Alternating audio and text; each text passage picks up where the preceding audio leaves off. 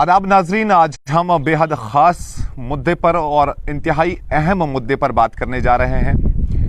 ये एक संजीदा मुद्दा है और इस मुद्दे पे चंद रोज़ कबल हमने एक रिपोर्ट भी चलाई थी, एक तफसीली रिपोर्ट चलाई थी जिसमें हमने ये सवाल खड़ा किया था कि प्राइवेट या निजी इदारों के अंदर, तालीमी इदारों के अंदर किस तरह से हमारे क्वालिफाइड यूथ के साथ हमारे तालीम याफ्ता, इनफैक्ट आला तालीम याफ्ता नौजवानों के साथ सैलरी के नाम पर या उजरतों के नाम पर जुल्म इस्तेसाल हो रहा है। बहरहाल वो एक तफसीली रिपोर्ट हमने चलाया था।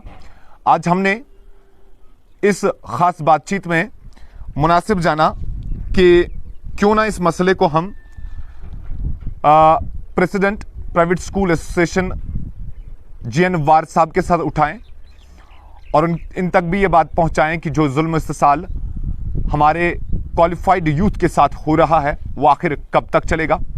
क्यों ना कोई सामने आता है एक कॉन्क्रीट प्लान लेकर, या मुस्बत इकदाम क्यों नहीं उठाए जाते हैं, ताकि जिस तरह से हम देख रहे हैं कि बेरोज़गार नौजवान आजकल डिप्रेशन के शिकार हो रहे हैं और दूसरी सोशल लेवल्स में हम कहेंगे वो मुब्तला हो रहे हैं, क्यों ना इसका खात्मा किया जाए। एक अहम मुद्दा है और इस खास बातचीत में हम दूसरे भी अहम मुद्दों पर बात करेंगे, लेकिन सबसे पहले मैं खैर मकदम करना चाहूँगा। मेरे साथ फोन लाइन पर मौजूद हैं GN वार साहब। सर, आपका बहुत बहुत शुक्रिया मेरे साथ ज्वाइन करने के लिए। शुक्रिया आपका। ये बहुत अहम इशू है इस वक्त, खासकर जो प्राइवेट इदारों में टीचर्स काम करते हैं, प्राइवेट स्कूल्स में जी। ये आज ही नहीं, कई सालों से हम देख रहे हैं कि जो काबिल लोग हैं, जिनके पास अच्छी खासी डिग्रियां हैं, जिन्होंने अच्छे अच्छे इंस्टीट्यूशन से एग्जाम्स पास करके आए हैं, लेकिन चाहे उसको बैकडोर एंट्री आप कहें, नेपोटिज्म कहें, रिश्वत का दौर कहें, कि उन लोगों को सरकार में जगह नहीं मिल पाई। दूसरी बात ये भी है कि सीधी सी बात है, हर एक आदमी को जॉब मिल भी नहीं सकती है जी। एक तरफ से ऑलरेडी एक हाल यह है कि सरकार में भी महज काबिलियत की बिना पे जगह नहीं मिल रही है। दूसरी तरफ से ये भी हकीकत है कि हर एक को जॉब मिल नहीं सकती। इन हालात में एक काबिल आदमी के पास एक ही अपॉर्चुनिटी है, वो है प्राइवेट सेक्टर, जहां पे वो अपनी मेरिट की बिना पे सिलेक्ट होता है। और मैं उन टीचर्स को सलाम पेश करता हूं जो बहुत ही कम सैलरी पे प्राइवेट स्कूलों में काम करके इतने अच्छे रिजल्ट सामने आ रहे हैं, इतना ये सेक्टर ग्रो कर रहे हैं, उन्हीं की वजह है। लेकिन सबसे ज्यादा जो ज्यादती होती है, मैं आपकी बात से बिल्कुल मुत्फिक हूँ, सबसे ज्यादा ज्यादती इन टीचर्स के साथ हो रही है। इनकी सैलरी बहुत कम है। जब हम मार्केट देखते हैं, जब हम गवर्नमेंट सैलरीज देखते हैं, तो जो उसका जब हम मवाजना करते हैं, तो उस लिहाज से ये एक्सप्लॉइटेड लॉट है। इन टीचर्स के साथ बहुत ज्यादती हो रही है। लेकिन इसका जिम्मेदार कौन है जी? एक स्कूल के ऊपर एक नहीं, कई सारी अथॉरिटीज बैठी हुई है। बिल्कुल। एक स्कूल इंडिपेंडेंटली कोई डिसीजन ले नहीं सकता है। Fee fixation committee, labour laws, उसके बाद जो है DC office, grievance cell, direction office, पता नहीं कितने इदारे सिर्फ एक स्कूल को मॉनिटर करते हैं। अब इसमें प्रॉब्लम यह है कि अभी तक कितनी शर्म की बात है कि टीचर को लेबर के साथ मुआवजा किया जाता है, टीचर को लेबर समझा जाता है। उसकी रजिस्ट्रेशन, जो स्कूल की रजिस्ट्रेशन होती है, उस हिसाब से जो PF टीचर्स का कटता है वो एज ए लेबर कटता है, जो सरासर नाइंसाफी है। हर एक जानता है कि लेबर के अलग रूल्स हैं, लेबर के अलग लॉज हैं। लेबर सीधी सी बात है, 8 घंटे 10 घंटे जितना भी उसका काम है, उस हिसाब से छुट्टियों वुट्टियों का अलग ही सिस्टम है, डेली वेज वगैरह का। लेकिन जो टीचर है, टीचर को जब आप एक लेबर ट्रीट करेंगे और गवर्नमेंट उसको लेबर डिक्लेयर करेगी, तो उससे ज्यादा और क्या ज्यादती हो सकती है इस प्रोफेशन के साथ। इसी वजह से हमने गवर्नमेंट को बाकायदा एक प्रपोजल दिया था 1 साल पहले। हमने कहा था कि जो भी ट्यूशन फीस आती है, जो भी स्कूल की फीस आती है, उसमें जो टीचर्स का पोर्शन है वो ऑनलाइन उनके अकाउंट में क्रेडिट हो जाए और ये सैलरी स्लिप गवर्नमेंट तय करे। ये किसी इंडिविजुअल के पास इख्तियार नहीं होना चाहिए। उसके जो फीस स्ट्रक्चर है, वो फीस स्ट्रक्चर उसी हिसाब से होना चाहिए। अब आप एक तरफ से प्राइवेट स्कूलों को कहते हैं कि आप फीस मत बढ़ाइए, आप फीस मत ले लीजिए। दूसरी तरफ से आप सरकारी स्कूलों में एक बच्चे पे 1 महीने का 11,500 रुपए पे करते हैं, जो हमारा पैसा है, टैक्स का पैसा है। और प्राइवेट स्कूल वाले को कह रहे हैं कि आप 300, 400, 1000, 2000 फीस पे स्कूल चलाइए। अब मुझे बताइए इन स्कूलों की, देखिए मैं चंद बड़े स्कूलों की बात नहीं करता हूँ, वो चंद स्कूल हैं उनकी मैं बात नहीं करता हूँ। मैं करता हूँ कि 98% स्कूल जो इकोनॉमी स्कूल हैं, जिनकी जो है जिनका फी स्ट्रक्चर बहुत ही कम है, 300 से लेके 400 से लेके 1000, 1200, 1500 तक, वो उसमें क्या इंसाफ कर सकते हैं एक टीचर के साथ। इसी वजह से हमने बार बार कहा कि ये जो गवर्नमेंट ऑफ इंडिया या यहाँ की जो गवर्नमेंट बार बार कहती है कि हम आम आदमी की भलाई के लिए इक़दाम उठा रहे हैं। अब मुझे बताए, क्या टीचर एक आम आदमी नहीं है इस वक्त? क्या टीचर का कोई हक ही नहीं है? अब सवाल ये है, अगर एक गरीब बच्चा प्राइवेट स्कूल में दाखिला लेता है तो पूरा सिस्टम हॉस्टाइल हो जाता है। अगर यही गरीब बच्चा गवर्नमेंट स्कूल में जाता है तो उसको 11,500 रुपए उस पे एक महीने का खर्चा आता है, पूरा सिस्टम उसको सपोर्ट करता है, उसकी यूनिफॉर्म, उसकी वर्दी, उसकी हर चीज फ्री है। इसी वजह हमने कहा था कि ये जो 11,500 रुपए एक बच्चे पे खरीद सरकार कर रही है, ये पेरेंट के अकाउंट में क्रेडिट होना चाहिए। ये ना स्कूल को मिलना चाहिए ना किसी और को मिलना चाहिए, ये पेरेंट का हक है। उसके अकाउंट में डीबीटी, डायरेक्ट बेनिफिट ट्रांसफर के तहत एज एन एकेडमिक वोचर उसके अकाउंट में जाए ताकि वो स्कूल ही एनकेश कर पाए। फिर उस पेरेंट की अपनी मर्जी होगी कि वो अपने बच्चे को कहाँ पढ़ाए। अगर वो प्राइवेट स्कूल में मैं या सरकारी स्कूल में भेजना चाहता तो अकाउंटेबिलिटी क्रिएट हो जाएगी, क्योंकि फिर क्या होगा कि टीचर्स की सैलरी जो है वो at par with government servants आ जाएगी। क्या वजह है कि गवर्नमेंट में टीचर 50,000 लाख रुपए तनख्वाह लेगा और रिजल्ट सामने है, और या प्राइवेट स्कूलों में यही टीचर 5,000, 7,000, 10,000, 15,000 पे काम करेगा, और आज के मार्केट में मुझे बताइए 10,000, 12,000 रुपए में आता क्या है? ये सरासर जाती है।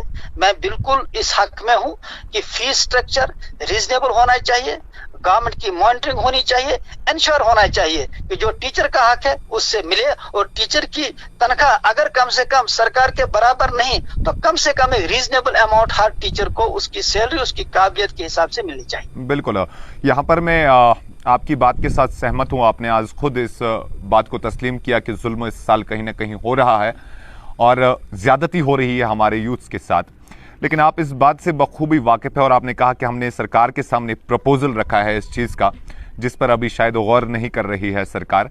लेकिन एक सवाल रखना चाहूँगा कि जो आज का भी फीस स्ट्रक्चर हमारे स्कूलों में है, आपने कहा कि चंद एक स्कूल्स को छोड़कर अगर हम ओवरऑल स्कूल्स की बात करें, 98% स्कूल्स में जो फीस स्ट्रक्चर है, क्या वो फीस स्ट्रक्चर आपको कम लग रहा है जिसमें एक टीचर को एकोमोडेट नहीं किया जा सकता, यानी उसको एक हेल्दी सैलरी हम नहीं दे सकते? मैं आपको बता दूं कि नर्सरी के बच्चे को, एवरेज स्कूल की मैं बात कर रहा हूं, मैं बड़े स्कूल की बात नहीं कर रहा हूं, एवरेज स्कूल के एक नर्सरी बच्चे को 1500 से लेकर 2500 तक का माहाना फी है। क्या ये आपको कम लग रहा है, जो आप चाहते हैं कि इसको हम नए से सेटल करके 2500 से 3000 कर दें या 3000 से 4000 कर दें, तब जाके एक टीचर को हम एक अच्छी सैलरी दे सकते हैं? क्या आज के फीस स्ट्रक्चर से आप सहमत नहीं है? देखिए, बिल्कुल आपने बहुत ही रीजनेबल बात कही कि 1500 से 25 तक जिन स्कूलों की फीस है उसी हिसाब से मैं मानता हूं टीचर्स की सैलरी फिक्स होनी चाहिए, क्योंकि ये सारा मॉनिटर फी फिक्सेशन कमेटी करती है। ये फी फिक्सेशन कमेटी की जिम्मेदारी है वो देखें कि अगर 1500 से लेकर 2500 तक एक स्कूल चार्ज करता है, क्या उस हिसाब से उस रेशो से टीचर के अकाउंट में सैलरी जाती है कि नहीं जाती? बिल्कुल, आज सारा ऑनलाइन मामला है। बिल्कुल, देखिए मैं कभी जी देखिए वार साहब, ये सवाल आप छोड़ रहे हैं सरकार के लिए या इंतजामिया के लिए। मैं बहैसियत सदर प्राइवेट स्कूल एसोसिएशन आपसे ये सवाल रख रहा हूं, क्या आप अपनी लेवल पे अपने स्कूल्स के एसोसिएशन के मेंबरान के साथ ये सवाल नहीं उठा सकते कि भाई अगर आपकी इतनी अच्छी खासी फीस स्ट्रक्चर आपका है तो फिर आपके स्कूल में इस तरह की प्रॉब्लम क्यों, आपके स्कूल में इस तरह का जुल्म इस्तेसाल क्यों? देखिए एग्जैक्टली यही बात है। सरकार की बात सरकार तक हम छोड़ देंगे, लेकिन अपनी भी जो जिम्मेदारी आपकी बनती है बहैसियत सदर, क्या आप उस पर उतर पाते हैं? देखिए जी, अगर आप सिर्फ जो है 2 महीने पहले का मेरा एक स्टेटमेंट अगर आप देखें अखबारों में जो आ गया, मैंने उसमें बिल्कुल यही बात कही है कि गवर्नमेंट हमें अलाउ करे। ये हमने बाकायदा कमिश्नर साहब के सामने भी, डायरेक्टर साहब के सामने भी बाकायदा बात रखी कि गवर्नमेंट हमें अलाउ करे कि हम टीचर्स की एक स्लैब फिक्स करें, फिर अगर उसके बाद कोई ग्रीवेंस आती है वो हमारे पास आ जाए। अगर हम एक हफ्ते में वो ग्रीवेंस दूर नहीं करते हैं, वो सीधा गवर्नमेंट के पास जाए और उसके बाद पेनल एक्शन होनी चाहिए। लेकिन आज तक सरकार ने कहा कि आपका डोमेन ही नहीं है। देखिए, हमें सरकार कुछ करने दे नहीं रही है। पिछले 2 सालों से एक मुसीबत ये है कि हम कुछ अच्छा करना चाहें तो सरकार नहीं करने दे रही है। अब देखिए इस वक्त क्या ये जो है जुल्म नहीं है कि कश्मीर एक ऐसी जगह है जहां पे तकरीबन 7-8 डिपार्टमेंट्स को रखा है बाकायदा एक स्कूल के ऊपर, और एक कदम भी हमें उठाने नहीं दे रहे। देखिए मॉनिटरिंग हर एक डिपार्टमेंट के ऊपर हो रहा है। आपको लगता होगा कि खाली स्कूल्स के ऊपर मॉनिटरिंग हो रही है, मैं इस बात से शायद इत्तेफाक नहीं रखता हूं। मॉनिटरिंग आजकल हर एक डिपार्टमेंट के ऊपर हो रही है, खाली एक एजेंसी की नहीं, खाली एक टीम की नहीं, खाली एक डिपार्टमेंट। देखिए ये ट्रांसपेरेंसी गवर्नमेंट चाहती है, गवर्नमेंट चाहती है ट्रांसपेरेंसी और पब्लिक चाहती है ट्रांसपेरेंसी, हम उसके साथ हैं। आपके ऊपर पांच एजेंसीज निगाह रख रही हैं, हम इससे खुश हैं। मैं चाहता हूं कि 5 के बजाय 6 रखें, 7 रखें, ताकि ट्रांसपेरेंसी हो। ये अच्छी बात है। लेकिन यहां पर मैं आपको एक मिसाल देता हूं, उसके बाद मैं व्हाट्सएप आपका भी ज्यादा वक्त नहीं लेना चाहूंगा, एक और सवाल रखता हूं उसके बाद। लेकिन ये मिसाल आप देखिए आप इस बात को अलग परसेप्शन मत रखिए। ये मॉनिटरिंग नहीं है, ये हरासमेंट है। ये अपने बच्चों का एडमिशन बड़े स्कूलों में कराते हैं, ये प्राइवेट स्कूलों में बाकायदा मुलाजमत है अपने हिसाब से लगवाते हैं। ये करप्शन का धंधा है, ये कोई मॉनिटरिंग नहीं है। मॉनिटरिंग के लिए डिपार्टमेंट ऑफ एजुकेशन है, उसको पावरलेस किया गया है। यहाँ रूल चलता है पुलिस का, यहाँ रूल चलता है बाकायदा डिप्टी कमिश्नर्स का, यहाँ रूल चलता है और उन एजेंसीज का जिनका मैं नाम नहीं लेना चाहूंगा। ये ज्यादा इस वक्त क्या और कंफ्यूजन है। बिल्कुल देखिए व्हाट्सएप को हम आउट ऑफ कॉन्टेक्स्ट नहीं जाना चाहेंगे, ये अलग मुद्दा है। जिस तरह की आप बात कर रहे हैं ये अलग मुद्दा रहेगा। मैं आपको मिसाल के तौर पे बताता हूं कि हाल ही में मेरे एक बड़े स्कूल के चंद एक टीचर से मेरी बात हुई, तो उस टीचर ने कहा कि हमारे 11th क्लास यानी हायर सेकेंडरी के एक बच्चे का जो मंथली फी है वो 3500 है। लेकिन उसी का ये कहना है उस टीचर का कि हमारे उस 11th क्लास में तकरीबन 40 से 50 बच्चे जो है वो ज़ेर तालीम है, एडमिशन उनका वहां पर है, एडमिट है, और वहीं पर उसी टीचर की जो सैलरी है वो 3500 है या 4500 है। और फिर समझ जाइए कि एक बच्चे के मंथली ट्यूशन फीस से उस एक टीचर की सैलरी निकल रही है। क्या उस स्कूल से ये पूछा नहीं जाना चाहिए कि बकिया जो आपके बच्चे हैं उनका पैसा किस में आप खर्च करते हैं? ये मिसाल है। मैं आपको कहता हूं अगर ऐसी कोई मिसाल है हमारे पास, आप ऐसी कोई एक एग्जांपल पेश करें, we will take action there and then. उस स्कूल को हम बिल्कुल ब्लैक लिस्ट करेंगे। मैंने रिपोर्ट किया हुआ है, आप जाके उस रिपोर्ट को देख सकते हैं, आप चाहें तो मैं उसकी लिंक भी आपको फॉरवर्ड कर दूं। अगर स्कूल का रोल है और फिर अच्छी पे स्कूल टीचर को नहीं दे रहा तो वो जाती। बिल्कुल। अच्छा एक और सवाल रखना चाहूंगा, अब चूंकि वक्त बीतता जा रहा है, जैसे कि सरकार बार बार कह रही है कि स्कूल्स को बुक माफिया या बुक सेलिंग में, हम कहेंगे माफिया शायद लफ्ज गलत होगा इस्तेमाल करना, कि बुक सेलिंग में या फिर यूनिफॉर्म सेलिंग में इंडल्ज नहीं होना चाहिए। ये फैसला आप पेरेंट्स को करने दें कि वह कहां पे लाएंगे, क्या लाएंगे। ऐसे में अभी भी कुछ स्कूल्स देखे जा रहे हैं जो बाज़ाब्ता हम कहेंगे कि प्रिस्क्राइब करते हैं डॉक्टर की तरह कि फलां बुक सेलर के पास जाइए या फलां दुकानदार के पास जाइए, वहां से यूनिफॉर्म और बुक्स ले आइए। अभी भी मनमानियां क्यों प्राइवेट स्कूल्स के अंदर चल रही है? सवाल यह है कि कहते हैं ना कि हाथी के दांत दिखाने के ओर खाने के ओर। जिस वक्त ये बड़े स्कूल किताबें भेजते हैं गवर्नमेंट खामोश रहती है। जब वो किताबें अब आपने खुद ही कहा कि बड़े स्कूल चंद एक हैं, 98% तो आपके एवरेज स्कूल है ना सर। उसके बाद देखिए, इसके बाद जब छोटे स्कूल जो है, जिस वक्त छोटे स्कूलों की बात होती है तो सरकार हरकत में आती है। सवाल यह है किताबों का मामला, सीबीएसई ने बाकायदा अलाउ किया है tuck shops in the school as a facility. ये बाकायदा गवर्नमेंट का आर्डर है। रहा किताबों का ताल्लुक, इस वक्त सरकार कह रही है कि आप सरकारी किताबें लगाइए, सीबीएसई स्कूलों को यह बात नहीं कही जा रही है। ठीक, इसी वजह से इस डायकॉटमी को रोकने के लिए, ये जो एक कियास और कंफ्यूजन, इसी के लिए हम कहते हैं कि बिल्कुल अलाउ नहीं होना चाहिए कि स्कूल किसी कमीशन के थ्रू या सिलेक्ट दुकानदारों के थ्रू किताबें बेचे, कोई और चीज बेचे। इसके लिए बाकायदा तौर पे एक मैकेनिज्म होना चाहिए। अब चूंकि फी कमेटी का नया जज आ रहा है, हम उसे बिल्कुल उनके सामने ये बात रखने, एक मैकेनिज्म हो। वही बात आप कह रहे हैं जो मैं कह रहा हूँ, कोई मैकेनिज्म नहीं है। उस मैकेनिज्म की जिम्मेदार कौन है? मैकेनिज्म हम नहीं बना सकते हैं, उसमें गवर्नमेंट का रोल है। या गवर्नमेंट हमें अलाउ करे, हम बनाएंगे, या अगर हमें अलाउ नहीं करे तो खुद ही मैकेनिज्म बनाए जिसके तहत ओपन मार्केट में किताबें अवेलेबल हो। पेरेंट की अपनी मर्जी होनी चाहिए कि कहां से किताब लाए, चाहे वो ऑनलाइन लाए, ऑफलाइन लाए, ताकि ये जो इस वक्त एक ब्लैक मार्केटिंग है या ये जो है कि सिलेक्टेड दुकानों से जो किताबें बेचने का है, मैं बिल्कुल इसके हक में नहीं हूं। और मुझे मालूम है कि कुछ स्कूल इसमें इन्वॉल्व हैं, वो वायलेटर है और ये वायलेशन है। बिल्कुल किताबें मार्केट में अवेलेबल होनी चाहिए, लेकिन इस आड़ में सरकार जो है कहती है कि आप हमारे बोर्ड की किताबें लगाइए, वो तालीमी निजाम को डिरेल करने के बराबर होगा, क्योंकि उन किताबों का मायर हर एक जानता है क्या, और फिर हमें ये भी मालूम है कि वो किताबें क्यों प्रेस्क्राइब की जा रही हैं, उससे यहाँ का तालीमी निजाम ही बिखर जाएगा। रहा ये बात कि सिलेक्ट दुकानों से किताबें बेचना, बिल्कुल हम इसके हक में नहीं है, बल्कि स्कूलों को चाहिए कि किताबों की लिस्ट पेरेंट्स को थमा दें, उनकी अपनी मर्जी हो कि मार्केट से कहाँ किताबें लाएं। उसके साथ एक और चीज जो सबसे अहम है कि किताबों की क्लासिफिकेशन होनी चाहिए, कौन कौन पब्लिशर्स अलाउ होने चाहिए। कैम्ब्रिज है, ऑक्सफोर्ड है, मैकमिलन है, जो रिप्यूटेड लोग हैं, इसके साथ और हैं। ये नहीं कि कोई भी सब्सिडेंट ऑथर या किसी भी ऑथर की किताब लगाई जाए जिससे हमारे बच्चों का नुकसान हो रहा है, वो सबसे इंपॉर्टेंट मसला है। इसके लिए सरकार को काम करने की जरूरत है। देखिए, सरकार इतना ईगो का शिकार है कि वो प्राइवेट सेक्टर को ऑन बोर्ड लेती ही नहीं है, हमारी बात सुनने के लिए तैयार ही नहीं है। मैं यहाँ ये कहना चाहूंगा कि इससे पहले जो हमारे ड्यू काम थे, 3 महीने तक हमने उसको लगातार लिखा कि आप हमें इस चीज पे कम से कम अपॉइंटमेंट दे दीजिए, हम आपसे डिस्कस करना चाहते हैं कि उसमें यूनिफॉर्म और बुक्स का मामला था, उसके पास टाइम ही नहीं था एजुकेशन के लिए।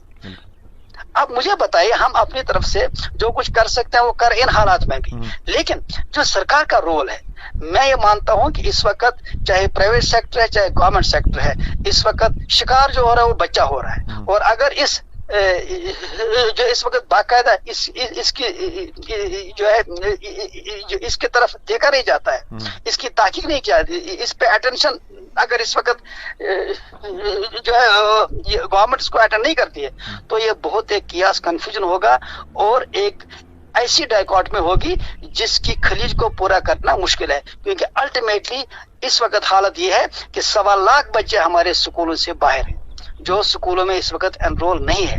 इधर से गवर्नमेंट कह रही है कि हमारा तालीमी ग्राफ बढ़ता जा रहा है, लेकिन ग्राउंड हालत यह है कि तालीमी निजाम पूरा कियास और कंफ्यूजन का शिकार है। बिल्कुल। चलिए, एक आखिरी सवाल रखना चाहेंगे, उसके बाद आपसे भी हम विदा चाहेंगे। आखिरी सवाल मेरा ये रहेगा कि देखिए, जिस तरह से हम कहते हैं कि आजकल जर्नलिज्म में भी मशरूम बडिंग हो रही है, हर कोई जर्नलिस्ट बन रहा है या हर कोई माइक लेके घूम रहा है और वो जर्नलिस्ट बन रहा है, ये आम सी बात होगी अब सोशल मीडिया पे। और ऐसे में अगर हम कहें तो वार साहब, कहीं ना कहीं स्कूलों के अंदर भी अब यही हालत हो गई है, प्राइवेट स्कूल की मशरूम बडिंग हो रही है। अभी नवजायद कोई स्कूल आया नहीं होता है तो उसने ट्रांसपोर्ट का पहले सोचा होता है कि मैंने गाड़ियां रखनी है, फलां स्कूल ने 10 गाड़ियां रखी है, मैंने 12 रखनी है, फलां स्कूल के पास 10 कंप्यूटर है, मैंने 20 कंप्यूटर। ठीक है, हम सहूलत के एतबार से उस चीज़ को अप्रिशिएट करेंगे, लेकिन अभी भी हमने देखा कि स्कूल्स के पास वो गाड़ियां हैं जो मोटर व्हीकल एक्ट के तहत कंडम हो चुकी हैं, जो खस्ताहाल हो चुके हैं, लेकिन उन्हें तो रेस में उतरना है, उन्हें तो दूसरे स्कूल के साथ मुकाबला करना है। ऐसे में एक बच्चे की जिंदगी खतरे में है। जब आपका ट्रांसपोर्ट निज़ाम सही नहीं है तो फिर आप ट्रांसपोर्ट चलाते ही क्यों हैं? कंडम गाड़ियां, खस्ताहाल गाड़ियां जिनमें कोई सेफ्टी नहीं है बच्चे की, वो गाड़ियां रन करती हैं सड़कों के ऊपर और ऐसे में जिंदगियां रक्स करती हैं, मौत का रक्स हमने देखा है सड़कों के ऊपर। और इस बात की आप निशानदेही क्यों नहीं करते? इस बात को आप नोटिस में क्यों नहीं लेते हैं कि जिन स्कूल्स के पास ट्रांसपोर्ट है वो किस तरह का ट्रांसपोर्ट है? अपनी मीटिंग्स में क्या आपने इस बात को दोहराया या उठाया अपने स्कूल एसोसिएशन के मेंबरान के साथ? देखिए, जहां तक ट्रांसपोर्ट का ताल्लुक है, क्योंकि जो ट्रांसपोर्ट डिपार्टमेंट है, जो आरटीओ है, क्योंकि रजिस्ट्रेशन वगैरह का मामला वही, और ट्रांसपोर्ट चार्जेस भी कुछ कम नहीं होती हैं वार साहब, आप भी जानते हैं। अगर कोई कंडम गाड़ी वगैरह या अनसेफ गाड़ी या वो गाड़ी जिसमें कोई फैसिलिटी है ही नहीं या खस्ता हालत में है, तो वो तो वायलेशन है, उसको तो गवर्नमेंट को एक्शन उस पर लेनी चाहिए। उसके लिए बाकायदा आरटीओ या ट्रैफिक पुलिस जो आरडी है, ये उनकी जिम्मेदारी है। रहा एक बात ट्रांसपोर्ट की फी, देखिए ये हालांकि आपने बहुत ही अहम क्वेश्चन उठाया। सवाल यह है कि मैं ये मानता हूं कि ड्राइवर भी एक ही है, गाड़ी के टायर भी एक जैसे हैं, सीट भी एक जैसी है, बच्चे भी एक जैसे हैं, ठीक? बिल्कुल। उसके बाद क्या वजह है कि एक स्कूल 1200 लेता है, दूसरा 2000 लेता है, तीसरा 3000 लेता है? बिल्कुल। ये बात मैंने फी कमेटी के चेयरमैन से की। बिल्कुल। मैंने कहा जनाब आप एक कमेटी बनाए, खुदारा बताइए, एक बच्चा अगर ए स्कूल की बस में चढ़ता है तो उसको 2500 देने हैं, अगर ये बी स्कूल की बस में चढ़ता है तो उसको 2000 देने हैं। वजह same bus, same route, same destination, same route, same expenses, same cost. बिल्कुल। और आपको यकीन नहीं होगा जी, करप्शन की इंतहा क्या है कि सिर्फ एक स्कूल को, जिसका मैं नाम नहीं लूंगा, उसको छूट दी गई, उसको कहा गया कि आप चार्ज करिए। दूसरे स्कूलों के ताल्लुक से अभी तक फी कमेटी ने कोई फैसला नहीं लिया। आप चूंकि नए जज आ रहे हैं, हम दोबारा ये इशू उठाएंगे कि इसके लिए एक बाकायदा कमेटी बननी चाहिए जो डिसाइड करे कि नो प्रॉफिट नो लॉस में किस तरह ट्रांसपोर्ट चले। There must be no profit in terms of transport. ये बिल्कुल नो प्रॉफिट चलना चाहिए, मैं इस हक में हूँ। उसके साथ ही जहां तक ये जो है कंडम गाड़ियों का ताल्लुक है, देखिए हमारी बसें बहुत कम चलती है। अगर एक स्कूल नई बस लेता है तो ये पैसेंजर बस है नहीं, ये सुबह शाम चलती है। हमने कहा था कि अगर आप नॉर्मल गाड़ियों को 15 साल की उम्र अलाउ करते हैं तो हमारी गाड़ियों को आप 20 साल, लेकिन ये हमारी गाड़ियों को भी कॉमर्शियल के हिसाब से तोलते हैं। फिर अगर कोई स्कूल मजबूर होकर कंडम गाड़ियां लाता है, हालांकि वो ज्यादती है, वायलेशन है, ये इसी वजह से। देखिए जब सिस्टम नहीं होता तो करप्शन होता है, जब सिस्टम नहीं होता है तो फिर ये वायलेशन होती है। हम चाहते हैं कि एक पूरा मैकेनिकल सिस्टम हो जिसमें चाइल्ड सेंट्रिक एजुकेशन को जहन में रखते हुए, बच्चे को जहन में रखते हुए पॉलिसीज बने, पेरेंट के हक में भी, स्कूल के हक में भी। लेकिन अभी तक यहाँ कोई पॉलिसी है नहीं। यहाँ मैं एक और बात आपसे कहना चाहूंगा कि जब 370 का एब्रोगेशन हो गया तो उस वक्त गवर्नमेंट ने लगातार अखबारों में जो एड आते रहे उसमें कहा गया कि अब RTE का लाभ जम्मू कश्मीर को पहुंचेगा। ये गवर्नमेंट का एड था, गवर्नमेंट ऑफ इंडिया का। आज तक RTE लागू नहीं की गई। RTE के तहत 25% बच्चों को फ्री ऑफ कास्ट हर स्कूल में एडमिशन मिलना चाहिए। उनकी फीस, उनका सब कुछ फ्री है। 25% बच्चों का बाकायदा तौर पे उनसे कोई फीस चार्ज नहीं हो सकती है। ये RTE लेकिन आज तक लागू क्यों नहीं किया गया? देखो उसमें हमारा कसूर तो है नहीं, हालांकि वो सेंट्रल एक्ट है, सब स्टेट्स में लागू है, यहाँ लागू नहीं है। ये बहुत सारे मामला हैं जिसको देखिए क्या है, एक्चुअली हम वही बात करते हैं जो पब्लिक करता है। लेकिन अब ये चूंकि आपने बहुत ही ईमानदाराना अंदाज से, एक बहुत ही जस्ट अंदाज से आपने बात सामने रखी, हमारी बात भी सुनी। अदरवाइज इस कंफ्यूजन में ऐसी बात की जा रही है कि दोनों एक ही बात कह रहे हैं लेकिन दोनों के दरमियान तजाद है।